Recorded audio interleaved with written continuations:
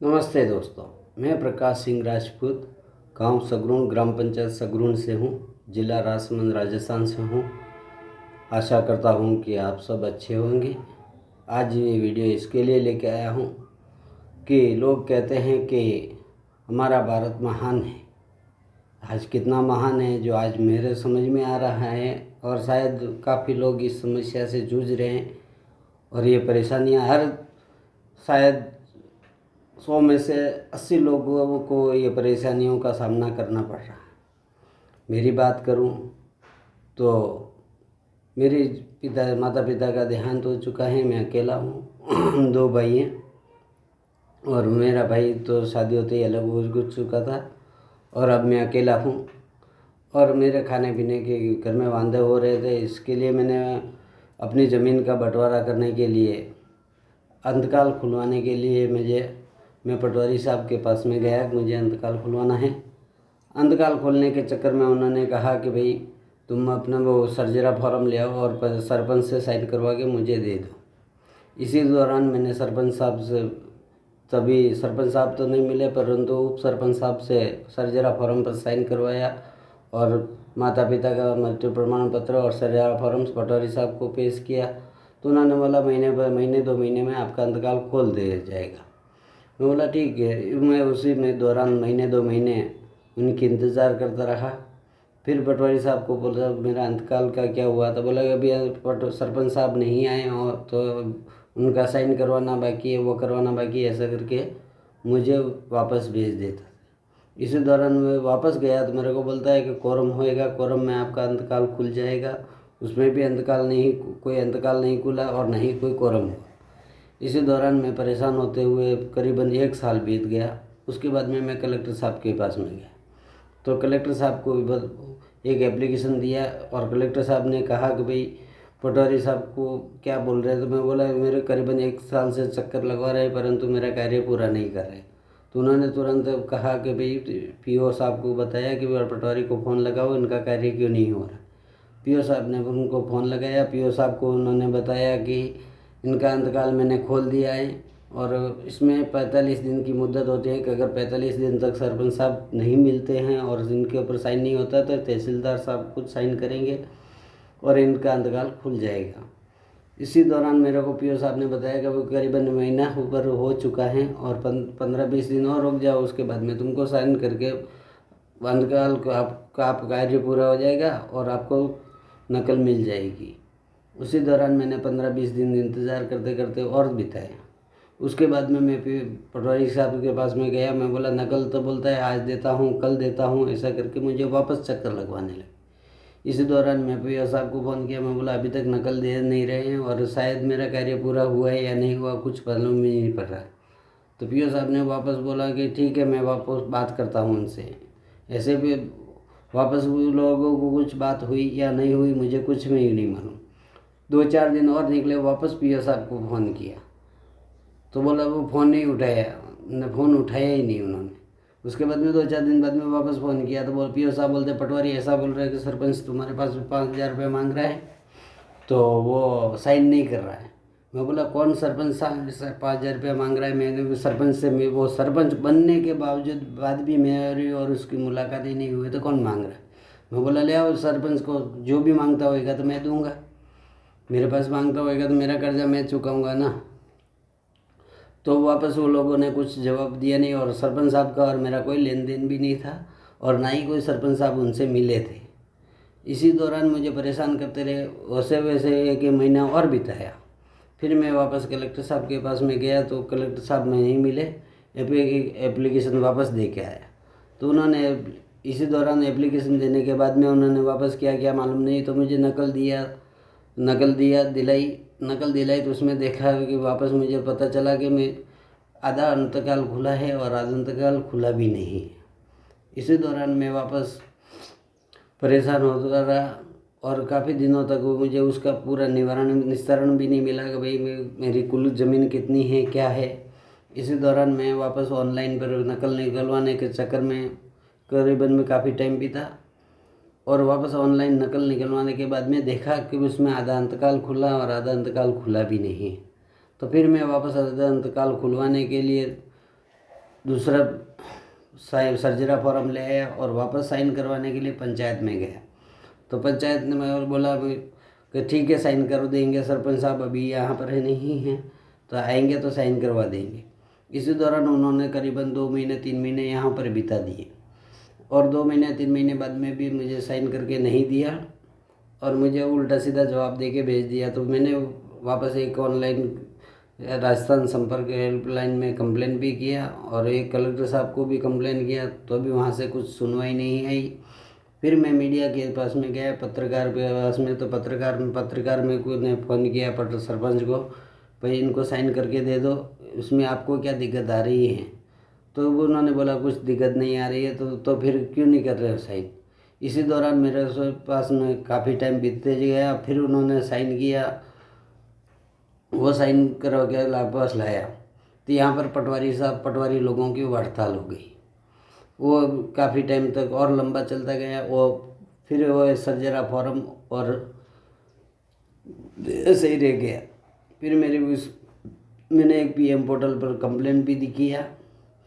PM portal पर complaint करने पर तहसील अधिकारी RI खुद यहाँ आए और मेरे को बताया कि भाई क्या हुआ रहा है, क्या प्रॉब्लम है तुम्हारा। मैं उन्हें बताया कि भाई ये प्रॉब्लम हो रही है और मुझे बंटवारा चाहिए। अंतकाल भी पूरा नहीं खोला पहले वाले पटवारी ने और मेरा बंटवारा भी नहीं हो रहा है। तो उन्होंने कहा कि आप को केस करना होगा। तो मैं बोला ठीक है, मैं केस भी कर चुका हूँ और उसमें भी कुछ सुनवाई नहीं हो रही है। उसको करीबन 2 साल 1.5 से 2 साल बीतने को आया है, परंतु कोई सुनवाई नहीं हो रही।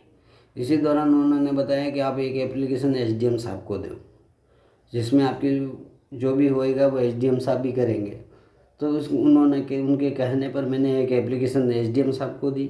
SDM साहब को ने पहली एप्लीकेशन देने पर उन्होंने कुछ सुनवाई नहीं की। उसके 15-20 दिन बीत चुके थे, परंतु उनका कुछ जवाब नहीं आया। इसी दौरान मैंने CPRM पर एक कंप्लेन और डाली, जो कि सेंट्रल गवर्नमेंट बोलते हैं। उस पर कंप्लेंट डालने के बाद में वहाँ से भी कुछ सुनवाई नहीं आई। तो मैंने दूसरी एप्लीकेशन एक SDM साहब को वापस दी, जो कि जिसकी तारीख, पहली एप्लीकेशन की तारीख थी 18/6/2021, दूसरी एप्लीकेशन की तारीख थी 22/7/2021। परंतु उन्होंने उसी दिन वहाँ से राजस्थान संपर्क से कॉल आया था कि भाई SDM साहब ने ऐसा जवाब दिया है कि 26/10 को तुम्हारी अगली सुनवाई बताई जा रही है। मैं बोला 26/10 को मुझे वापस ये तारीख ही मिलेगी या मेरी आगे फैसला भी सुनवाई देगा। इसी दौरान उन्होंने वापस कुछ जवाब भी नहीं दिया और वो कंप्लेन वहीं पे रद्द कर दी गई। मैं बोला ठीक है, ये भी वो हुआ वो भी हुआ, सब कुछ होने के बावजूद भी मैं इतना परेशान हुआ। एक ईमेल मैंने कलेक्टर साहब को भी भेजा, दूसरा एक ईमेल मैंने CM साहब को भी भेजा, परंतु इन अधिकारियों ने किसी ने भी कुछ सुनवाई नहीं की है। इतनी परेशानियों के सामने करने के बावजूद मैं इतना परेशान हूँ कि मेरा कुछ माता पिता के इलाज में पैसा भी खर्च हुआ, वो उसका ब्याज भी चालू है और घर में खाने को अनाज भी नहीं है। अब मुझे क्या करना चाहिए? मेरे या तो आत्महत्या कर जाए, मर जाए, या फिर क्या करें? जीने का तो कोई अधिकार भी नहीं रहा। ये अधिकारी लोग इस तरह से हमें लोगों को परेशान कर रहे हैं और मैं अकेला नहीं हूँ, इसमें कितने गरीब लोग हैं।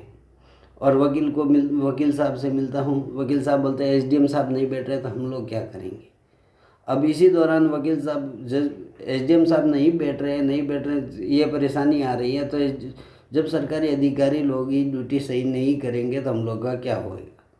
हम लोग वहाँ केस लड़ने नहीं जाते हैं, वहाँ पर एक याचक बन के जाते हैं उनके पास में कि हमें न्याय दिलाइए। अगर मारकूट का करना होता है हम लोग घर पे भी कर लेते, ऐसा ना मारकूट ना हो। इसीलिए तो पंडित जवाहरलाल नेहरू और महात्मा गांधी ने यह संविधान लागू किया और ये कानून कायदे बनवाए कि भाई लोगों को मारकूट ना हो और एक सही अधिकारी से एक अधिकारी फैसला लेगा, वो जो भी करेगा उनमें सब उनको मंजूर होना होगा। इसीलिए तो लोगों ने कानून कायदे बनाए हैं। और एक एप्लीकेशन मैंने PM को भी भेजा, परंतु क्या हुआ? कोई जवाब नहीं दिया। PM साहब को एप्लीकेशन देने के बावजूद भी ये लोगों ने कुछ जवाब नहीं दिया। ये हमारे देश की राजनीति चल रही है। हम आज एक सरपंच चुनते हैं, वो भी हमारा पक्षपाती करता है, जिसमें 4 लोग एक बाजू बोलेंगे तो एक अकेले को हत्या करने का तो वो भी कर देंगे। जबकि उसको ये भी नहीं मालूम, ये पता होना चाहिए कि मैं एक हर नागरिक उसको प्रिय होना चाहिए गांव का। इसी दौरान अब हम परेशान होते हैं और आप जनता इन्हें वोट देकर इन्हें गादी पर बिठाते हैं तो ये फ़ायदा उठा रहे हैं। कौन सुनवाई किया मेरा? नहीं तो एसडीएम ने सुनवाई किया, नहीं पटवारी ने सुनवाई किया, नहीं कलेक्टर ने सुनवाई किया, नहीं सीएम ने और ना ही पीएम ने। ये सब ये चल रहा है हमारा राजनीतिक। इतना परेशान हो इंसान, जबकि घर में खाने को 5 किलो अनाज भी नहीं है आज, और 5-6 पेटी का कर्जा जिसका ब्याज चालू। अब कर्जे वाले को क्या दूं और मैं क्या करूं, और काम धंधा कुछ है नहीं, मैं हलवाई का काम करता हूं। इसी दौरान मैं बहुत भी परेशान हो चुका हूं। और ये सरकारी अधिकारी लोग आप जनता के सर्वेंट बोलते हैं इनको। ये आप जो भी आप लोग टैक्स भरते हैं उन्हीं से इनको तनख्वाह जाती है।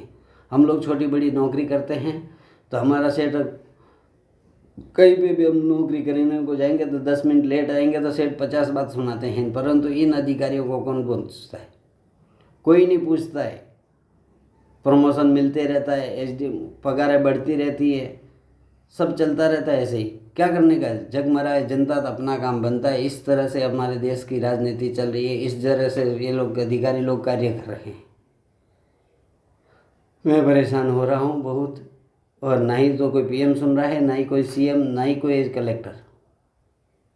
इसीलिए आप लोगों से विनती है कि इस वीडियो को जितना लाइक करें, शेयर करें और आगे बढ़ें, ताकि इन अधिकारियों के खिलाफ आवाज़ उठाओ।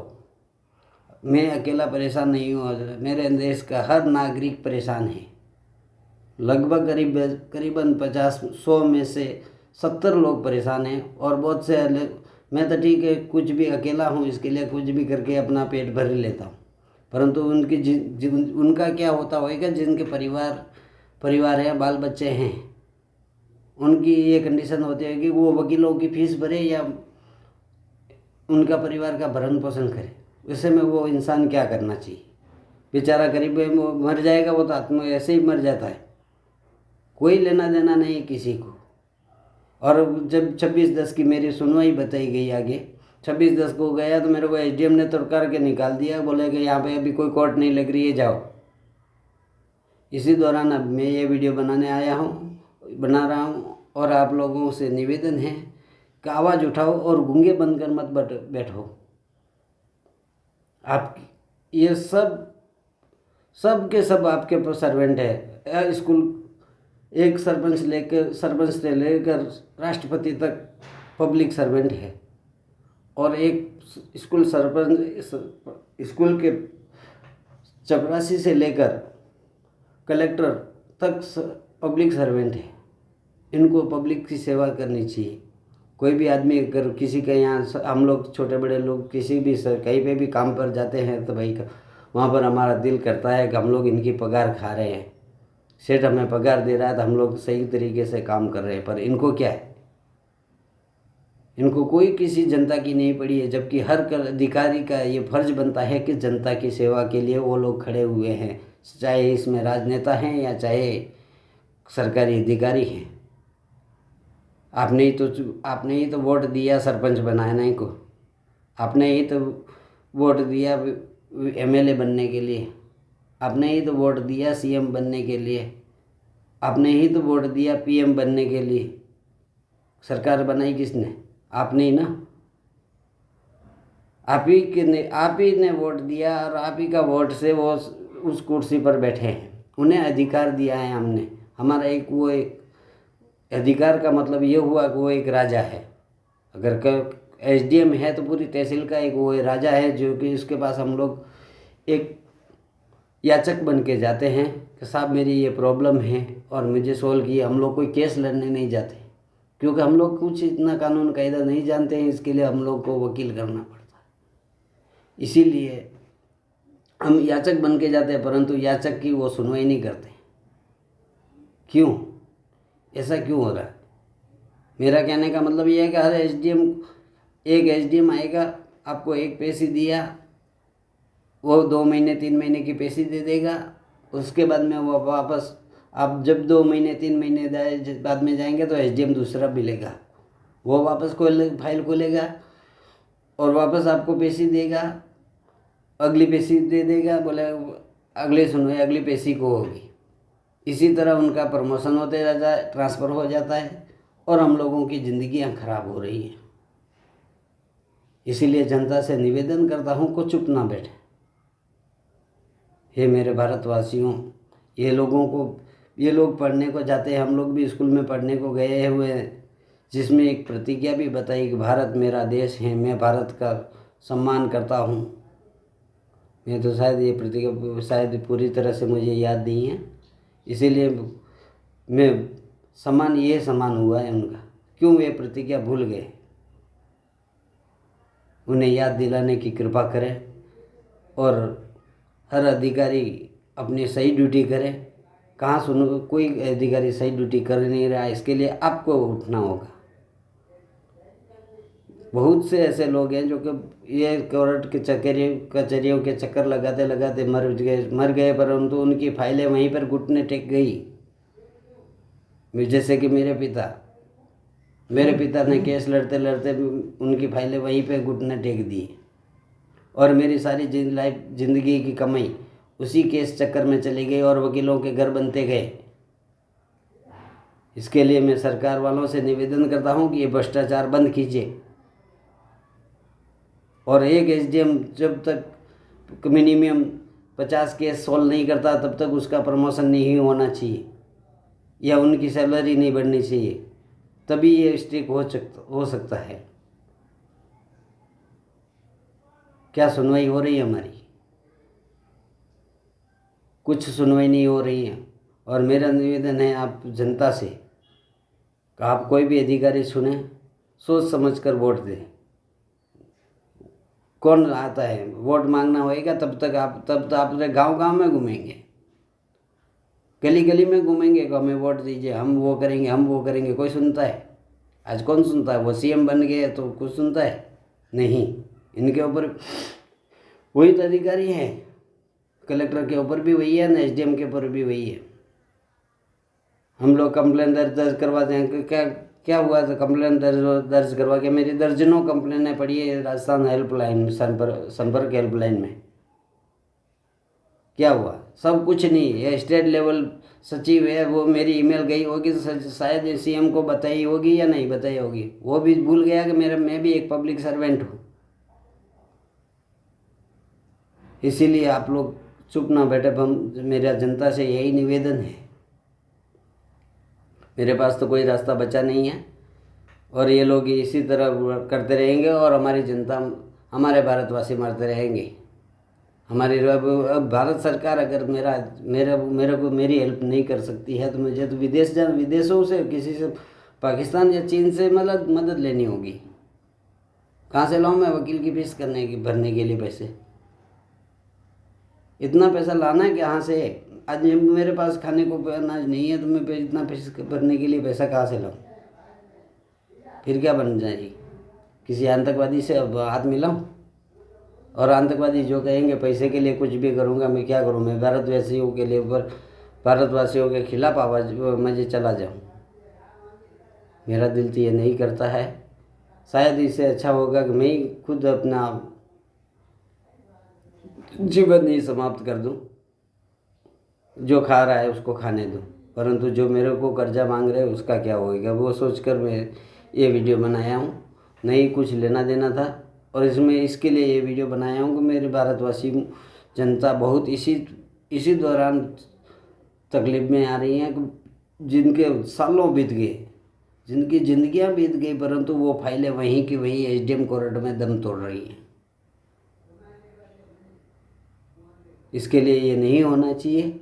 ये भारतवासियों के से मेरा निवेदन है कि कृपा करके इसके खिलाफ आवाज़ उठाए। अगर मैं सही हूँ, ये वीडियो भी बनाए हैं तो शायद ये वीडियो देखने के बाद में शायद मुझे अरेस्ट करने के लिए भी ये लोग कुछ कदम उठा सकते हैं। मेरे खिलाफ कुछ भी आवाज़ उठ सकती है, मेरे खिलाफ ये लोग कुछ भी कार्रवाई कर सकते हैं कि वीडियो बना के क्यों डाला, परंतु मुझे कोई परवाह नहीं है। मुझे सभी भारतवासियों की परवाह है और हर कोर्ट में शायद यही हो रहा है। जज नहीं बैठ रहा है, एसडीएम नहीं बैठ रहा, जज नहीं बैठ रहा, एसडीएम नहीं बैठ रहा, वकीलों के फीस, जब भी जाओ वकीलों के फीस देते रहो। तुम्हारे घर में खाना है, खाने को है या नहीं है, पर पैसे पर जाओ, वकील को तो दे के आओ। कोई भी इंसान बाहर, घर से बाहर निकलता तो 200 300 400 से 500 से नीचे वापस घर पे नहीं आता। कहाँ से लाएगा वो? बहुत से ऐसे लोग हैं जो पत्थर डाल डाल के मजदूरी करते हैं पूरा दिन, अपना पेट का पालने के लिए, और कमा कर ये लोग वकीलों की फीस भरनी। मेरा वकील गया, एक पैसे ली, जबकि सामने वाले का वकील आया, उसने और लंबी पैसे दिलवा दी। तो एक दूसरे सब है एक जैसे। एक टाइम मेरा वकील गया, उनसे कुछ रिक्वेस्ट की तो और लंबी पैसी। दूसरे टाइम उसका सामने वाले का वकील गया, उसने और पैसी लंबी ले ली। ऐसे ही हमारी लाइफ ख़त्म कर देंगे ये लोग। तुले ही इसके लिए है। इसके लिए जनता से दरख्वास्त करता हूँ, मेरी रिक्वेस्ट है कि आप लोग आवाज़ उठाएं और उसी नेता को वोट दें, और नहीं तो ये चाहिए ही नहीं हमें। क्योंकि हम लोगों से वसूल करने के लिए तो हम लोगों के पैर में पहले ही बेड़ियाँ डाल दी हैं कि आज हम लोग नमक भी लेने को जाएंगे तो उसके ऊपर टैक्स पहले कंपनी से जुड़वा के आएगा। क्योंकि कंपनी से टैक्स वसूल करेगा, कंपनी अपने से वसूल करेगा। हम लोगों से हम लोग बच नहीं सकते इन लोगों से कि भाई हम लोग टैक्स नहीं भरेंगे, हमारा काम नहीं हो रहा तो हम लोग टैक्स नहीं भरेंगे, ऐसे बच भी नहीं सकते। क्योंकि कुछ न कुछ हमें खरीदना ही है। कंपनी वाला तो बोलता है मैं टैक्स भरता हूँ, वो उसके घर का पैसा के कोई टैक्स नहीं भरता है, सब टैक्स अपने ऊपर। उसने प्रिंट के साथ में अपना टैक्स जोड़ दिया है, और कोई बड़ी कंपनी वाला इनको वोट देने भी नहीं आता है। बड़े लोगों की सुनवाई भी होती है, परंतु हम लोग गरीबों की कोई सुनवाई नहीं है। इधर पीएम मोदी जी बोलते हैं हर गरीब अमीर होगा। क्या होएगा? हक अमीर होएगा। उनके 2000 रुपये 3000 रुपये देने से क्या 500 गरीबों को, बूढ़े बुजुर्ग लोगों को 500-700 रुपये पेंशन देने से क्या खाक अमीर होएगा?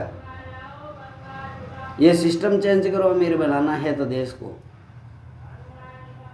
ये सिस्टम ही आपका गलत है तो कैसे अमीर बनेगा? बेचारा पूरा दिन धूप में पत्थर डाल के अपना पेट पालता है, और उसका कहीं ज़मीन का लोच, थोड़ी बहुत अगर ज़मीन है तो उसका कहीं को लोचा चल रहा है तो वो वापस वकीलों के फीस देने के लिए, इसके लिए लोचा ही, सब यही भ्रष्टाचार चल रहा है। एक तरफ देखो तो क्या सुविधा की दी थी सुविधा। मैं भी गया था गैस कनेक्शन के आवेदन करने के लिए। तो मेरे को क्या दिखा, वो गैस वाला क्या बोलता है कि आपका औरत का आधार कार्ड किधर है? मैं बोला औरत मेरे पास मेरे नहीं है। तो उन्होंने बोला आपको कनेक्शन नहीं मिल सकता है। मैं बोला क्यों? औरत को ही कनेक्शन है, आदमी को नहीं मिलता है। क्यों? अकेला इंसान परेशान नहीं हो सकता है? अब मैं किसके पास मैं भीख मांगने को जाऊँ क्या? अकेला इंसान हूँ तो इंसान आदमी इज्जत के मारे कहीं पे भी नहीं जा सकता है, और ना ही किसी से इज्जत के मारे वो किसी से मदद भी नहीं मांग सकता है कहीं। क्योंकि वहाँ जाऊँगा तो मेरी इज्जत चली जाएंगी। क्या बोलना है? वो जैसे जैसे घुटते रहता है अंदर ही अंदर, पर किसी को बोलता भी नहीं। औरत की परेशानी होती है, वो उनको दिख जाती है किसी को कि अकेली औरत है क्या करेगी, परंतु आदमी भी ऐसे ही घुटता है। परंतु ये लोगों ने क्या किया, खाली औरत, मैं ये नहीं बोलता कि औरत को क्यों कनेक्शन देना चाहिए, परंतु इसमें ये भेदभाव नहीं होना चाहिए कि औरत को नाम पे ही मिलेगा। मैंने उससे ये भी कहा कि भाई जब बिना औरत वाला आदमी देश को चला सकता है तो बिना औरत वाला गैस नहीं चला सकता है। ये कहाँ का न्याय है? परंतु ये कोई सुनना ही नहीं की। मैंने ऑनलाइन यही बाबत में मैं ऑनलाइन पे राजस्थान संपर्क हेल्पलाइन में कंप्लेंट भी किया। तो उन्होंने कहा इसके बारे में हम लोग कुछ नहीं कर सकते हैं। परंतु मेरा कहने का मतलब कि ये है कि जो कि बिना औरत वाला आदमी अगर देश चला सकता है तो बिना औरत वाला आदमी गैस क्यों नहीं चला सकता है? ये भी देख जनता के साथ में अन्याय है। कहाँ से लाएगा? किसी की शादी नहीं हुई तो किसी का बन नहीं रहा तो बिगड़ भी गया है, वो अकेला आदमी कहाँ से लाएगा? तो एक उधर का किसी का बिगड़ गया तो वो एक तो वो उधर का परेशान है, साला क्या करूँ।